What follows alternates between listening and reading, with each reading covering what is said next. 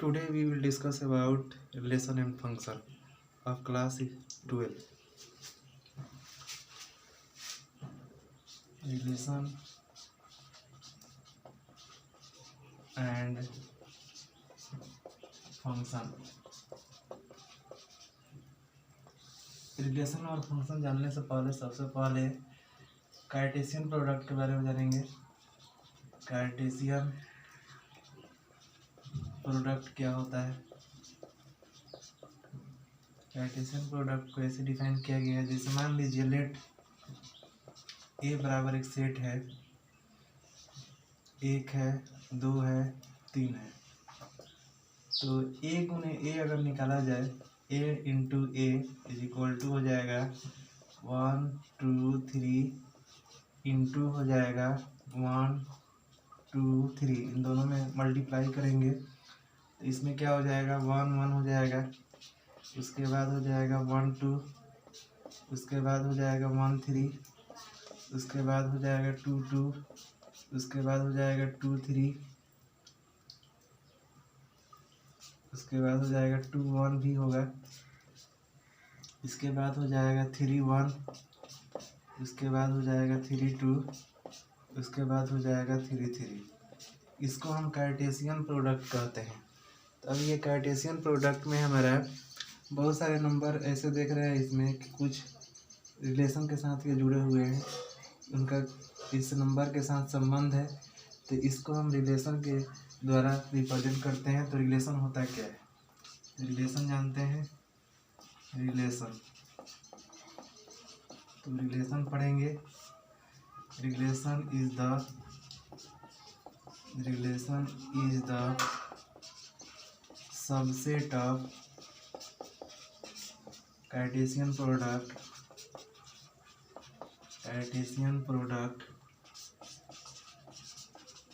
Of A into A, यानी R जो होता है सबसेट होता है ए क्रॉस ए का, इसी को रिलेशन कहते हैं।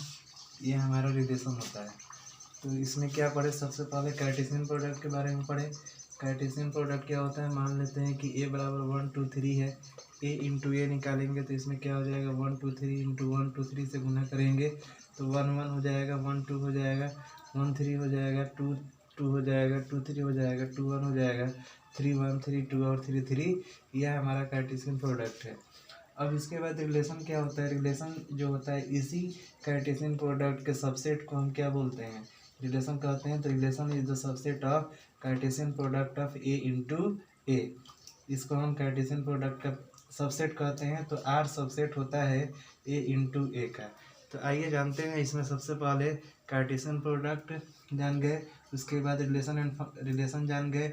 अब टाइप्स ऑफ रिलेशन जानेंगे, इसके बारे में हम लोग पढ़ेंगे।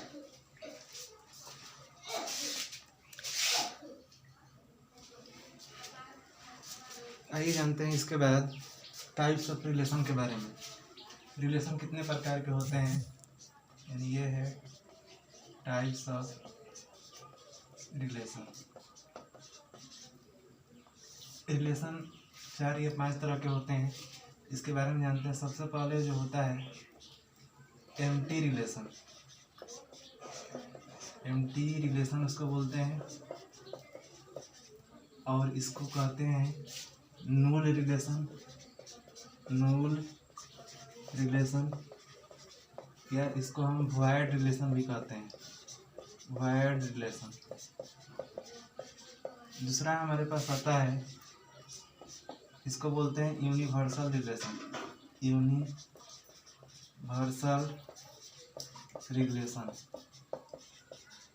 इसके बाद थर्ड नंबर में आता है रिफ्लेक्सिव रिलेशन,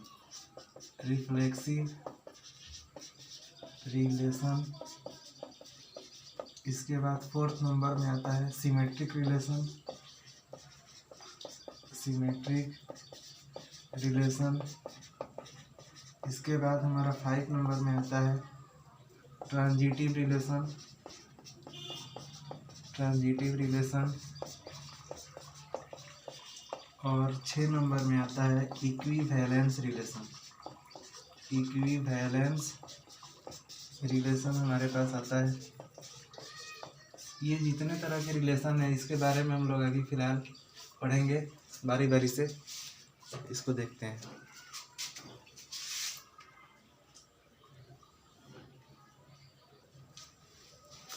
इसमें पहला रिलेशन जो हम लोग पढ़ रहे थे, पहला रिलेशन है एम्प्टी रिलेशन या नूल रिलेशन। पहला जो रिलेशन था इसको बोलते थे एम्प्टी रिलेशन, या इसको बोलते हैं वॉइड रिलेशन, या इसको बोलते हैं नूल रिलेशन। नूल रिलेशन इसको जानते हैं क्या होता है? इसका डिफिनीशन कहता है if no any element is the subset of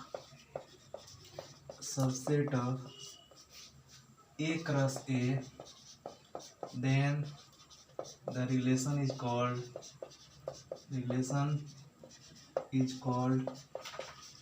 empty relation। empty relation कहने का मतलब है इफ नो एनी एलिमेंट, अगर कोई भी एलिमेंट जो होगा ए इंटू ए का सबसेट नहीं होगा तो उसको हम क्या बोलेंगे? एम्प्टी रिलेशन कहेंगे। यानी एम्प्टी रिलेशन को फाई से नोट करते हैं तो इसको लिख सकते हैं that is phi is the subset of A cross A. अब एग्जांपल के तौर पर इसको लेते हैं। जैसे मान लीजिए कि हमारे पास 1 2 ए बराबर दिया है, इसमें a इंटू ए अगर निकाला जाए तो 1 1 होगा, 1 2 होगा, 2 1 होगा, उसके बाद हो जाएगा 2 2। इसमें अगर कोई बोलेगा 3 3 जो है ये कैसा रिलेशन है, तो 3 3 को हम क्या बोलेंगे? एम्प्टी रिलेशन कहेंगे। एम्प्टी रिलेशन, ये एम्प्टी रिलेशन इसलिए कहेंगे क्योंकि 3 3 तो इसमें मौजूद ही नहीं है, इसमें प्रेजेंट ही नहीं है 3 3, तो इसलिए इसको हम एम्प्टी रिलेशन कहेंगे। आगे देखते हैं नेक्स्ट वाला।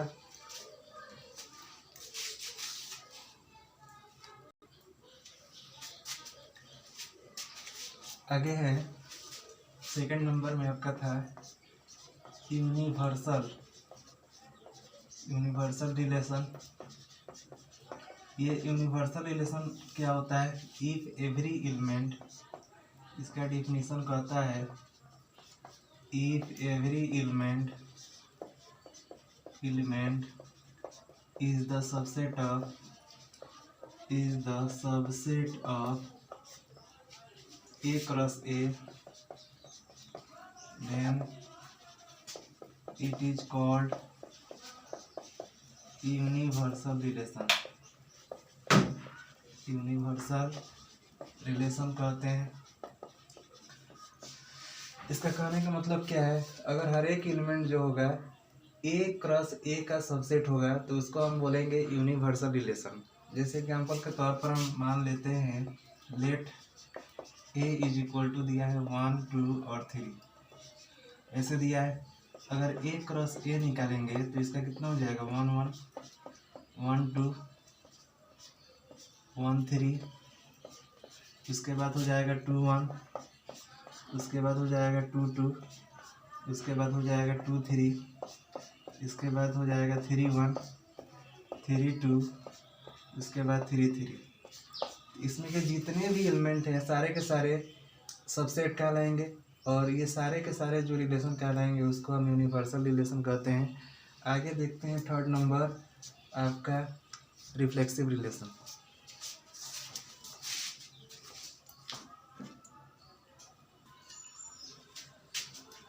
इसके बाद हम लोग पढ़ेंगे रिफ्लेक्सिव रिलेशन के बारे में। थर्ड नंबर जो है आपका रिफ्लेक्सिव रिलेशन। रिफ्लेक्सिव रिलेशन क्या होता है? इसका डिफिनीशन कहता है if A belongs to A is the subset of A cross A, then it is called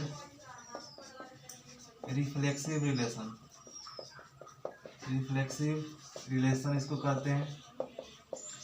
यानी कहने का मतलब है ए जितने भी एलिमेंट है सबका डबलेट उसमें मौजूद होना चाहिए। जैसे एग्जांपल के तौर पर एग्जांपल लेते हैं, हमारे पास ए बराबर 1 और 2 है, तो इसमें ए क्रॉस ए निकालेंगे तो 1 1 होगा, 1 2 होगा, 2 1 होगा, उसके बाद 2 2 होगा। इसमें देखा जाए तो 1 1 यहाँ पर 1 1 जो है, उसके बाद 2 2 जो है, ये सबसेट है ए का, ए क्रॉस ए का सबसेट है। तो इसलिए जो होगा 1 1 और 2 2 इज रिफ्लेक्सिव रिलेशन। इसको हम रिफ्लेक्सिव रिलेशन कहेंगे क्योंकि इसमें जितने भी एलिमेंट है 1 2 सारा का डबलेट इसमें मौजूद है। 1 1 है, 2 2 है, इसको हम क्या बोलेंगे? रिफ्लेक्सिव रिलेशन कहेंगे। आइए देखते हैं next.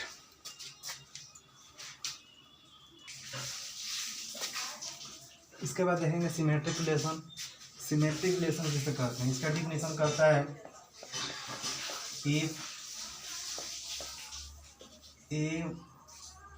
A1 A2 belongs to this relation implies A2 A1 belongs to this relation, then it is called